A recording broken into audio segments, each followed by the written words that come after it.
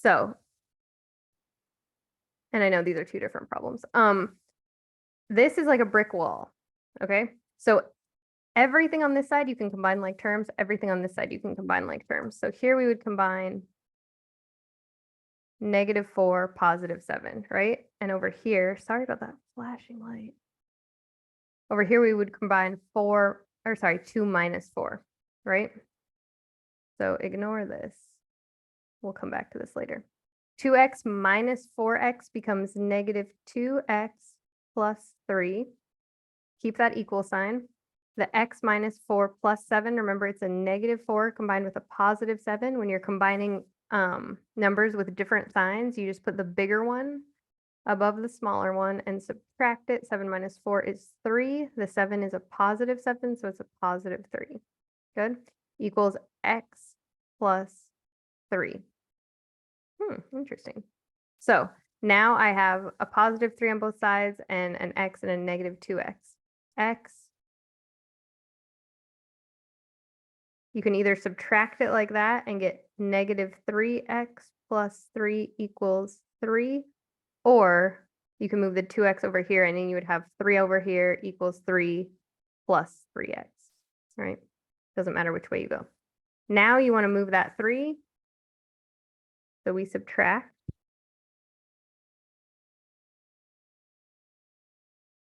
It cancels. 3 minus 3, you don't put nothing, you put the number 0. And I know that's confusing because if it was a fraction, it would be 1, right? 1 over 1.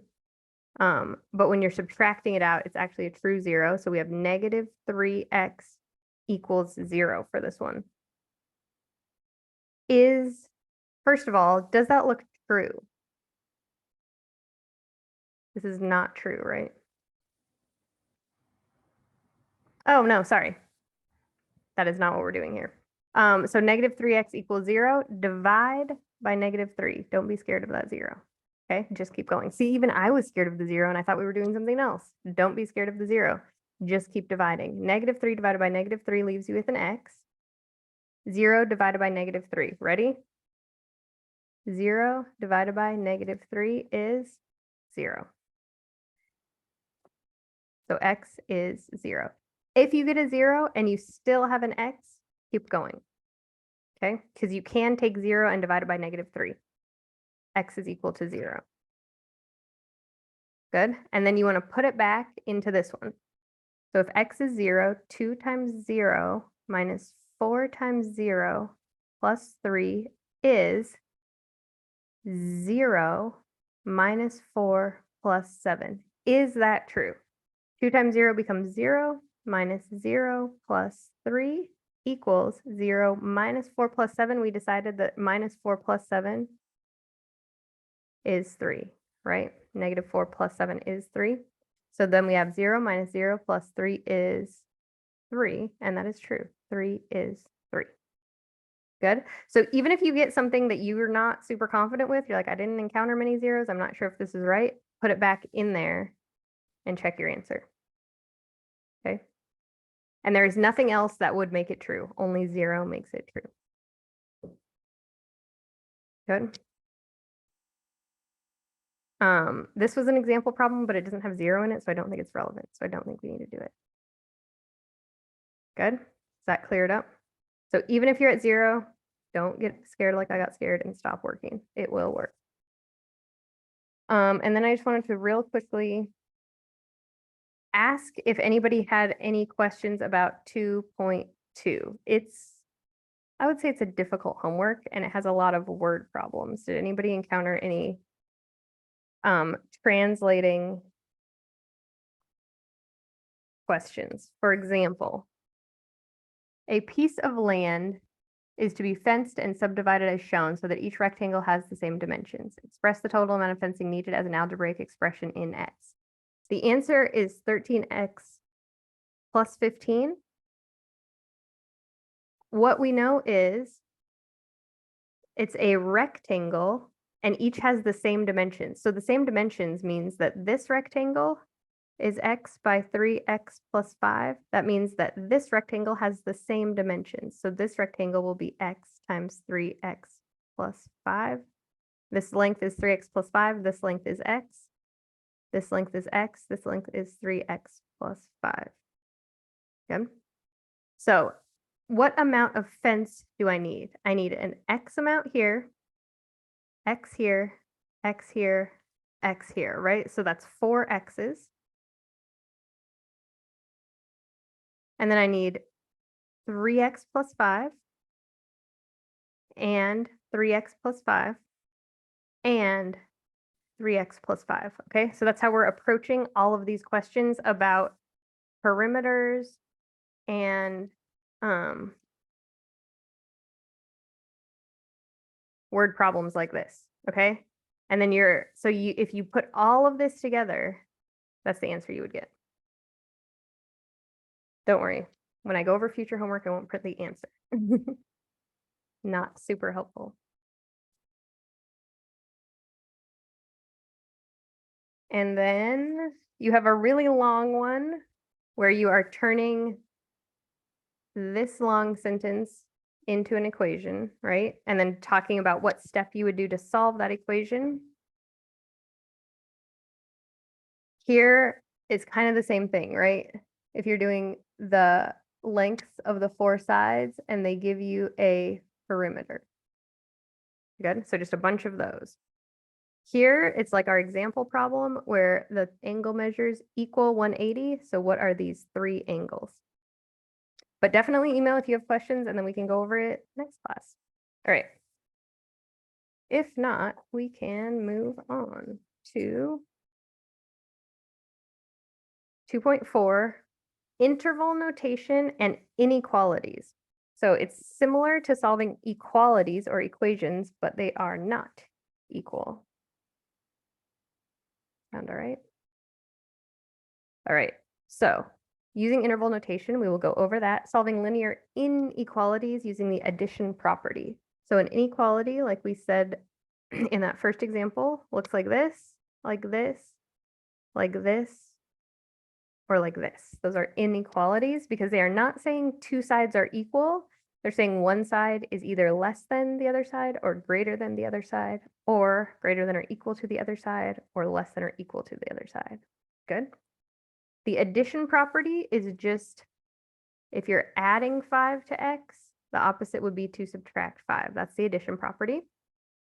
Same phrase, but now we're talking about multiplication properties. So if it was 2x, we would divide it by 2. Good. And then problems modeled by linear inequalities just means it's a word problem or a story, and you are taking the story and you can create an inequality about that story. Good. All right. As we covered, an inequality is a statement that contains the symbols less than, greater than, less than or equal to, or greater than or equal to. So you're reading it from left to right. So you have your left term is less than the term on the right. That's why this is less than. So an equation has an equal sign, and an inequality would at most have half of an equal sign. The solution of an inequality is a value of the variable that makes the inequality true. Good. A solution set is the set of all the solutions. Good. So a solution is a value of the variable that makes it a true statement. The solution set is every possible solution, and we'll get into that. Good. So here's the difference. X is 3, X is greater than 3.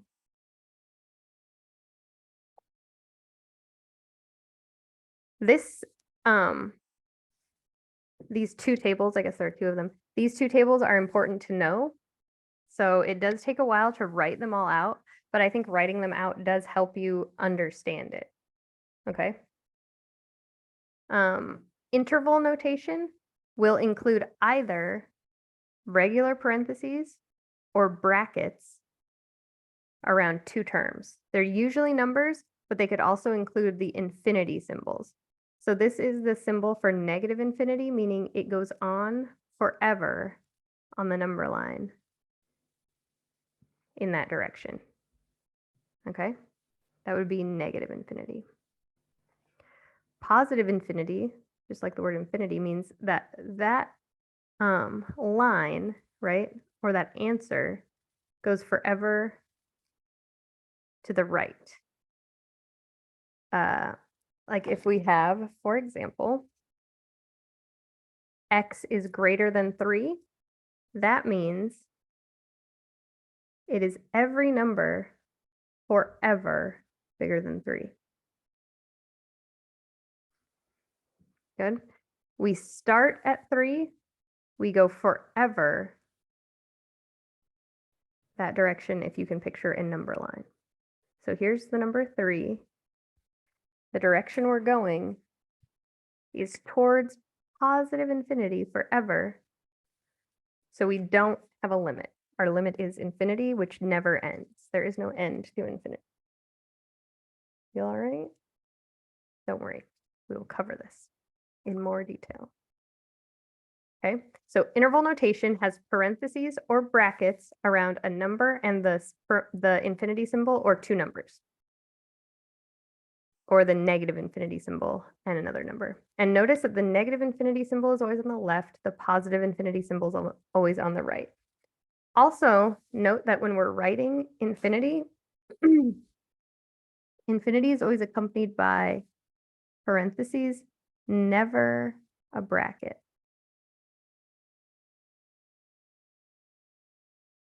Okay, so we'll talk about the difference between a parenthesis and a bracket. Good. Set notation is with the inequality symbol, so less than, greater than, less than or equal to, greater than or equal to. Remember that this part of set notation just means x such that x is less than a, for example. Okay, so this is all x such that x is. So it's just a way to, oh, I'm sorry. So it's a way to introduce your symbols. Good. So if I have the inequality x is less than a, that means on my graph, at the a point of the number line, I'm going to put a parentheses, and I'm going to draw an arrow in the less than direction, and it's going to go on forever. So I'm going to go into infinity. My solution set, so here we were talking about solution set. All my solutions is this line that goes on forever. Every number less than a is part of my solution set. Okay? The reason we have a parentheses here and a bracket here is because the brackets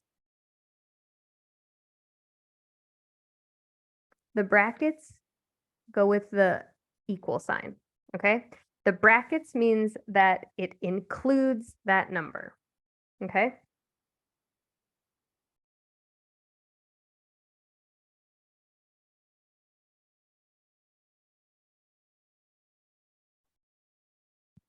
So here it can be a, right? It includes a. In other math classes, when we're graphing it, you might use a closed circle, right?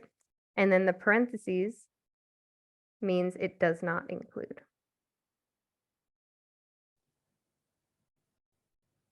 So in other math classes, that may have been an open circle. In Pearson, it's a bracket or it's a parenthesis symbol. Same in the other direction, obviously.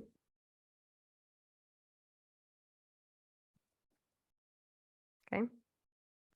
So this has a bracket because of the equal sign. It does include a. A is a part of our solution set.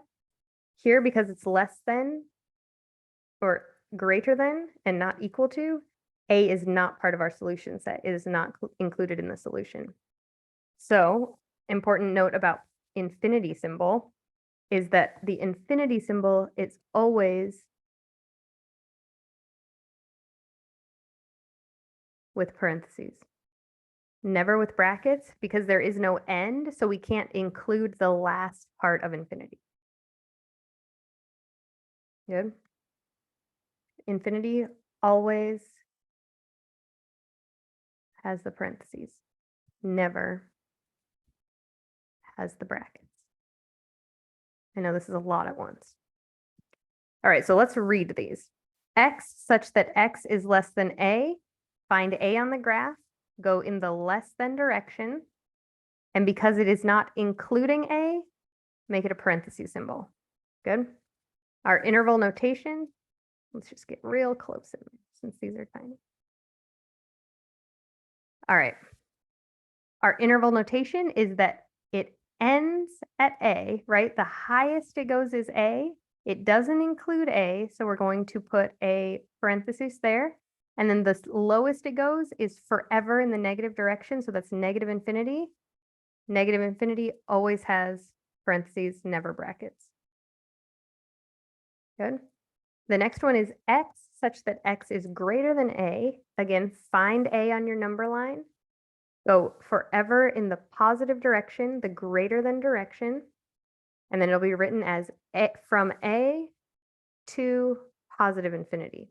It doesn't include A because it doesn't have the equal sign below the greater than or less than symbol. So it's going to not include A. It's going to be parentheses. So parentheses A, infinity, close the parentheses. Okay. And do you see why here A is second and here A is first? The first term in interval notation is where it starts from the left to the right, like you're reading in English. Okay, so from the left on my graph, where does it start? Infinity. Where does it end? A. Next graph, where did it start? It starts at A, it never ends, so I just write infinity. Here, the difference is in the bracket, right? Because of that equal sign, we get that bracket and we get this bracket. X is less than or equal to A. Find A, go in the less than direction, but it could be A. A is within our solution set, so give A a bracket. It includes A. Where does it start? It starts nowhere, right? So we just write negative infinity with an open parentheses, and then it ends at A, but it includes A, so we write a bracket. Here we have X such that X is greater than or equal to A. Find A, a bracket, give it a bracket, because it includes A because it has the equal sign. It goes on forever, so just draw an arrow. Where does it start? From left to right. It starts at A, it includes A, and it goes on forever. Infinity will have only a parentheses. Good. Compound inequalities means that there are two parts to the inequality. Compound, when something is compound, it just means there's more parts, more than one part. Here we have X such that X is, this is hard to read from the X position. Okay, X such that A is less than X and X is less than B. Good. Or you can write this as, if you have A is less than X and X is less than B, that is the same as saying X is greater than A and X is less than B. Good. So if I think it's easier to read it with your variable always on the left. So if you see something like this where your variable's on the right, you can kind of turn it upside down to put it into these terms if that's easier for you to look at. So or you can just get used to this, right? If the X is between them, then then you're just going from A to B, right? So because this does not have the equal sign, they are both parentheses. We start at A, we go to B. Good. Because X is greater than A, so it's going in that direction from A, and X is less than B, so it's going in that direction from B. Once you've graphed it, I find it very easy to find interval notation because you just take that and you transfer it to writing. So I started at A, I put a parentheses, so I parentheses A, and then I end at B, that's also a parentheses, so I close my parentheses. Here we have A is less than or equal to X, which is less than or equal to b. The only difference here is now we have those the equal signs here. So they are brackets instead of parentheses, only difference. Good. Okay, you can also have a is less than x and x is less than or equal to b. So you can have brackets on only one side. Or you can start with the brackets and end without them. And again, brackets means it includes that number in the answer. Parentheses means it does not include that number in the answer. X is a real number or X is all real numbers, just means negative infinity to infinity. There is no limit on the variable. Good. All right, I know that was a lot. We're going to now practice it.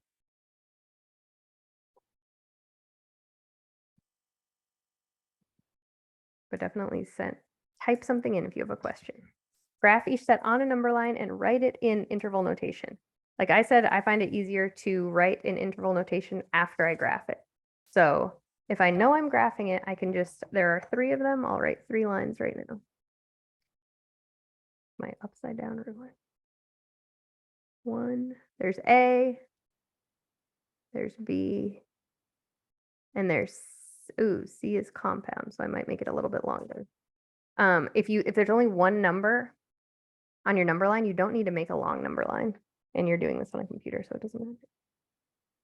All right. X such that X is less than or equal to 2. So what number do I need on my number line? Just the number 2. Good. X is, oh, sorry, I said less than, but it is actually greater than. X is greater than or equal to 2. Which direction should my arrow go? And you can just, it's going to go forever, right? Because there's no other, well, even if there was another term, it kind of still goes forever, just this part. X is greater than or equal to 2. So greater than 2 is in this direction, the direction of the number 3, for example, right? And you can always test it. Is 3 greater than 2? Yes, it is. So I'm going in the right direction. 0 is not greater than 2, so I don't go in that direction. Greater than or equal to, remember, if you see that equal to, make it a bracket. So I'm going to start at 2 with a bracket, and I'm going to go forever in the right-hand direction. Now, if I have to write it in interval notation, I already know how to start. I start with a bracket that I already wrote. The bracket's at the number 2, so it's bracket 2, comma, it never ends. So that symbol is infinity. Infinity always has parentheses. Sorry, very crooked, very crooked. Besides how crookedly I write, it's just very crooked. Here, X such that X is less than -1. What number do I need on my number line? A -1. You can also put, here's -2, just to make it even clearer for yourself, so you can put the numbers around it. X is less than -1. Less than is not equal to, so it will not be a bracket, okay? It'll be a parentheses, but should I make the parentheses go towards the 0, like an open parentheses, or towards the -2, like a closed parentheses, right? -2. Oh, thanks. -2 is less than -1. I agree. Good. And then we said it was parentheses. So that's what it looks like. Where does it start if I'm reading it from left to right? Nowhere. It never starts, right? So we call that negative infinity. It ends, I know, at -1, and we already put the parentheses. Good. All right, here I need 0.5 and I need 3.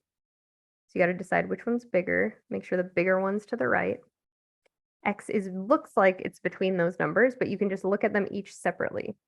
So 0.5 is less than X. That means X is greater than 0.5. X is greater than 0.5. That means I'm going this way. And it means it's a parentheses. Good. And then my other half, X is less than or equal to 3. So that's a bracket. And it's going that way. Now I combine those, and what I get is parentheses here. It does not go on forever because I'm combining it with this one, so it stops here. Good. So that is the interval notation. Sorry, we were writing it over here. Is it starts at 0.5 or 0.5. It ends at 3, but it includes 3 and does not include 0.5.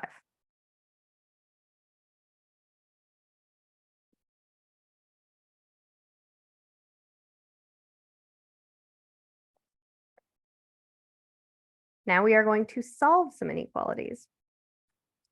It's the same way that you solve equalities.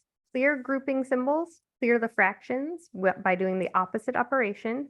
Isolate the variable to the left side. I find it's a lot easier to read by using opposite operations. Undo addition and subtraction first, followed by undoing multiplication and division.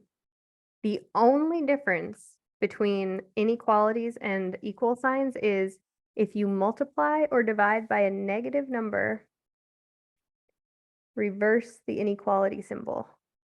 Okay, so here's a quick example. If I have -3 times 2 is greater than 1. That's true, right? If I'm solving for 2, because we're pretending like I don't know 2. If we're solving for 2, that means I need to divide this side by a -3. If I divide 1 by a -3, right, that's gone. And now I have 2 is greater than 1 divided by -3 is a negative. Oh, sorry, because that's not true because it's a -3. I was like making the -3 and then because I thought I was getting rid of the -3, I put the wrong sign. Ignore that. -3 times 2 is obviously less than 1. All right. Because -3 times 2 is a -6. -6 is less than 1, right? All right, we're solving for 2. So we need to divide by -3. If I divide by -3 on this side, I have to divide by -3 on this side. All right? Those cancel. 2 is less than -1/3. Is that true? That is no longer true. So anytime you are dividing by a negative or you have to multiply by a negative, you have to flip the sign. Okay? It is, however, okay if you had -3 times, -3 is less than 6 times 2. Good. I'm still solving for 2, so I'm going to divide by 6, divide by 6. Here, the only negative is the negative that was already there. I'm not dividing by a negative, okay? So -3/6 is just -1/2 is less than 2. So that is still true. It's only if the one you're actually dividing by is negative that you need to flip the sign, okay? So because dividing by a negative on both sides makes your solution untrue, you have to flip your signs. All right. X minus 2 is less than 5.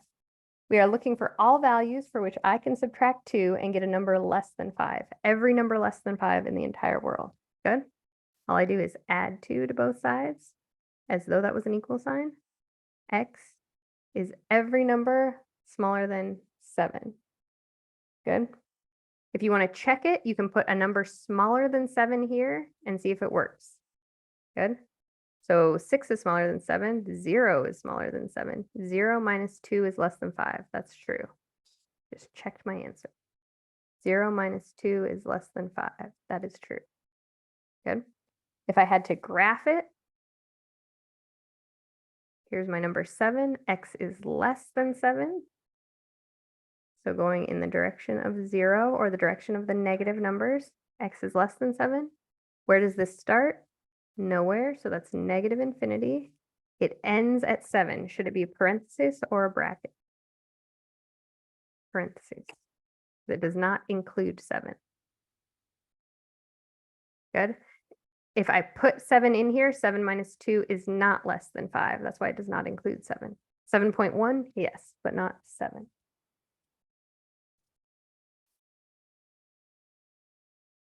Three x plus 4 is greater than 2x minus 6. Just solve this exactly the way you would solve it if it were an equal sign. So we can't combine any like terms. We're just going to start moving. This is a 2x, this is a 3x. They're both positive. The only way I can keep the x positive, which is way easier, is to move the 2x. So I'm going to start by moving the 2x over. Well, I guess it says I'm supposed to add and subtract before I multiply and divide. Well, anyway, it does not really matter which one you start moving first, whether you move the constants or you move the variables, or if you're good, you can do them both at once, right?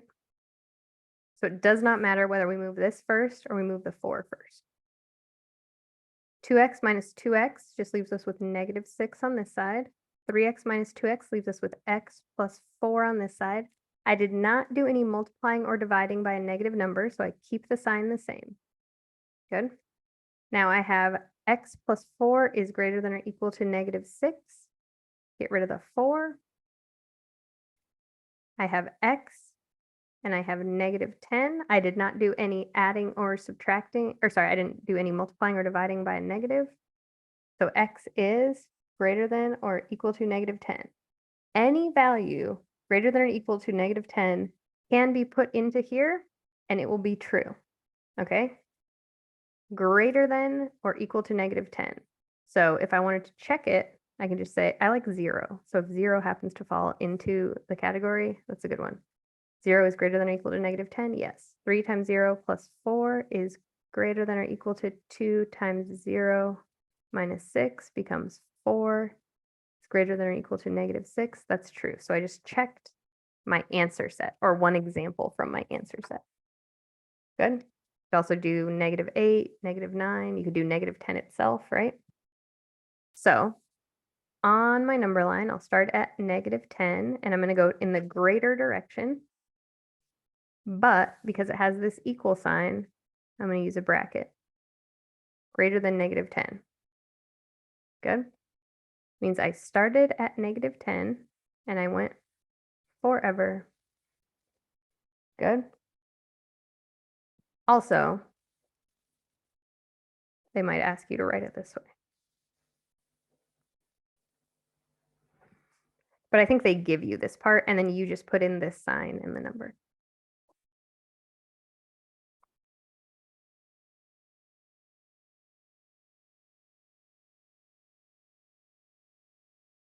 Any questions?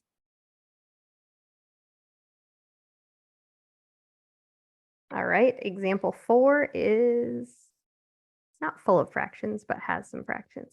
So remember, 1/4 x is the same as saying x over 4. 3 over 2. It's kind of, if one of those is easier for you to look at, those are the same. Good. So we have two fractions. One has a denominator of 4. The other has a denominator of 2. When you want to get rid of the fractions, which you always do, I always do, you want to find a least common denominator, right? A number that you can take 4 and divide it into, and you can take 2 and divide it into. Good. So a number that I can divide by 2 and divide by 4. And you want the smallest number you can think of that applies to. So the smallest number I can think of that you can divide by 4 and divide by 2 is the number 4. So I'm going to make 4 my least common denominator. And that means I'm going to take 4 and multiply it. And since I'm multiplying by fractions, if it's easier, you can turn 4 into a fraction by putting it over 1. So we're going to take it and we're going to multiply everything on this side by it. And everything on this side by it. Good. Don't pick a negative number, so you don't have to flip that. All right.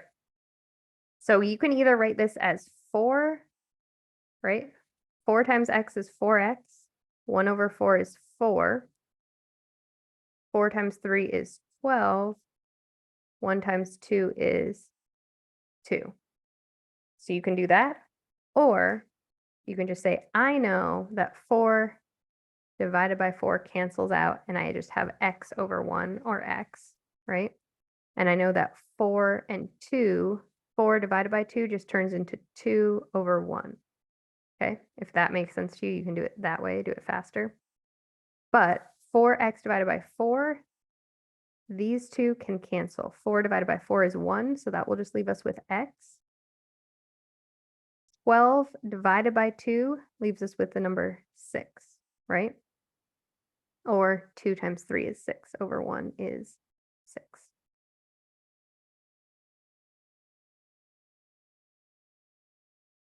that okay?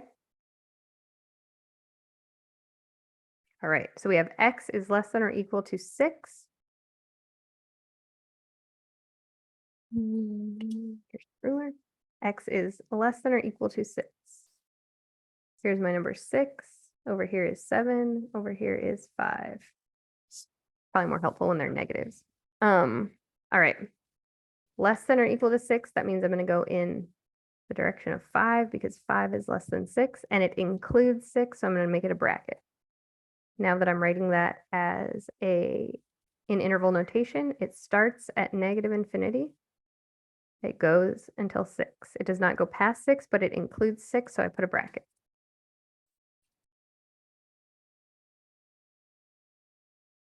Now one with decimals. Negative 2.3x is less than 6.9. Good. Here is where we are going to have to flip the sign because we have x being multiplied by a negative. And I don't feel like I gave you a good example last time, so I'm just going to do another example, but feel free to not write it down if you don't need it. All right. So if I have, let me think about this. 6 times 2, that's 12, right? But it has to be a negative 6. Negative 6 times 2 is a negative 12. Negative 12 is greater than negative 24, right? Negative 12, because 6 times 2 is 12, is greater than negative 24. But I want to solve for 2. So I need to divide this by negative 6, divide the side by negative 6. Those two cancel out. I'm left with a positive 2, right? Here, I'm left with a positive as well, but 24 divided by 6 is how many?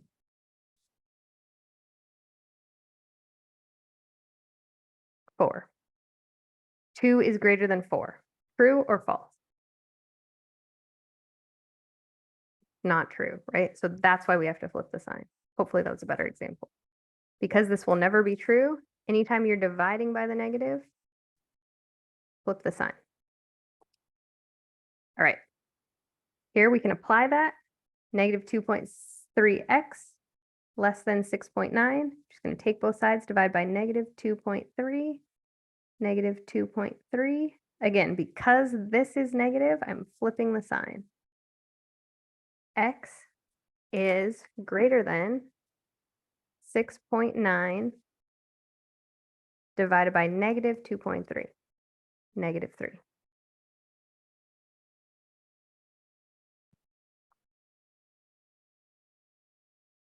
Good. If I were to graph that, here's negative 3, here's negative 2, here's negative 4. X is greater than negative 3, so that's towards 0.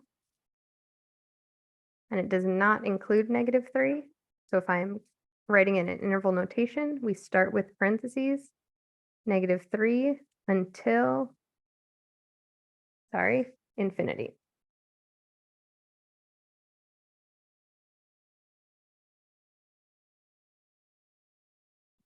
All right. 6. Remember when we were doing this with equal signs, it always said clear the parentheses first. So unless it's very easy to divide all of this by 5 and get rid of the 5, you want to distribute the 5. So 3x plus 9 greater than or equal to 5 times x becomes 5x. 5 times -1 is -5. Sorry if you can hear that screaming. Now we're just solving. So here's a 5x, here's a 3x. I want to move the 3x over because it's going to become negative, right? I don't want a negative x, especially with inequalities, because there's just more opportunity for me to make mistakes. And you guys have seen me make several mistakes today, so I'm not interested in more. Good? All right. So 5x minus 3x was 2x. It canceled out that 3x on that side. The -5 now needs to go over to that side. So I'm going to add 5 because that's the opposite of subtracting 5.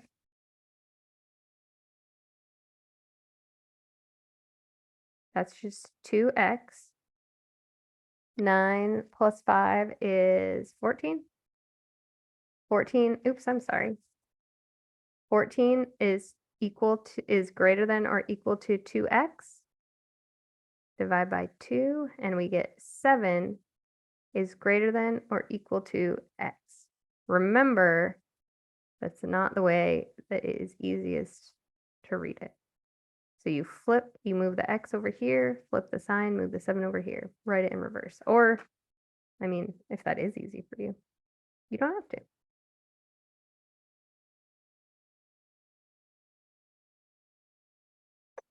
Seven is greater than or equal to x. 7 is greater than or equal to x is the same as x is less than or equal to 7. So it's going to go this way forever. It's going to start at -infinity, go to +7, and include it because of that equal sign. That equal sign means it includes. Oh, sorry, I didn't even give it a bracket up here.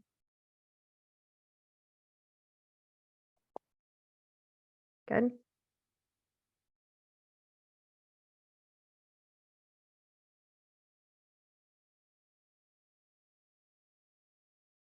All right, can we do it in 4 minutes? Maybe not. We might have to do example 8 on Monday. Oh, interesting. Here we're going to distribute the 7. 7 times x is 7x. 7 times -2 is -14, plus x is greater than -4 times 5 is -20. I don't want to rush this. -4 times -x is a positive 4x, okay? Negative times a negative becomes a positive. And then that 12 is not part of the 4 because it's outside the parentheses. So that was a hard one. Make sure you understand what I did. Make sure you understand why I put each number with the sign it has.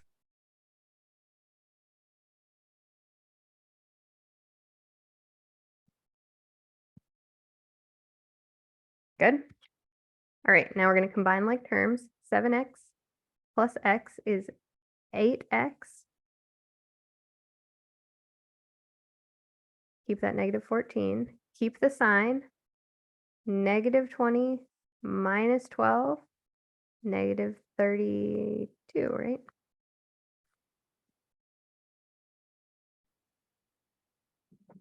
And then add that 4x.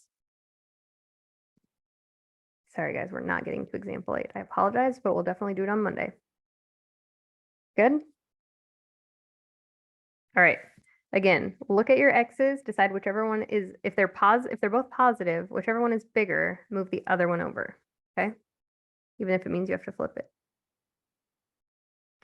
We're adding a 4x, so I'm going to subtract a 4x so that I can move all the x's over here. 8x minus 4x is another 4x minus 14 greater than -32. Oh, that light's doing the thing again. Add the 14. Add 14. Remember, even if the 32 is negative and the 14 is positive, they're just two numbers with different signs. So 32 minus 14, okay? And then it's an negative 18 because the 32 is negative. So I take 32, I take away 14, I get 18, but the 32 is negative, so the 18 is negative.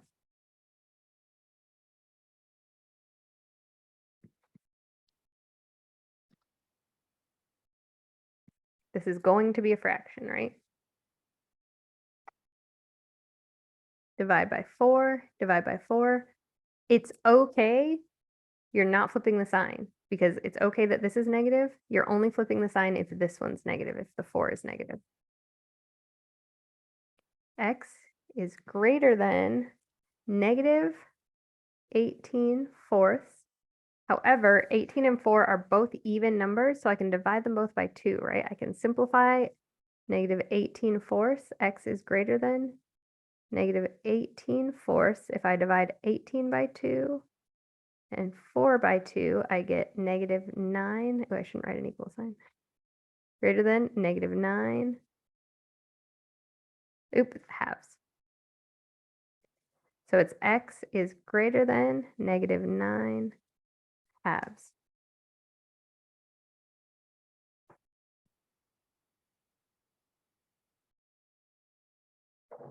Make sure you know what negative 9 halves looks like on a number line, like where that would be, what numbers that would be between, because they might make you find it on the graph, on the number line, before you can graph it.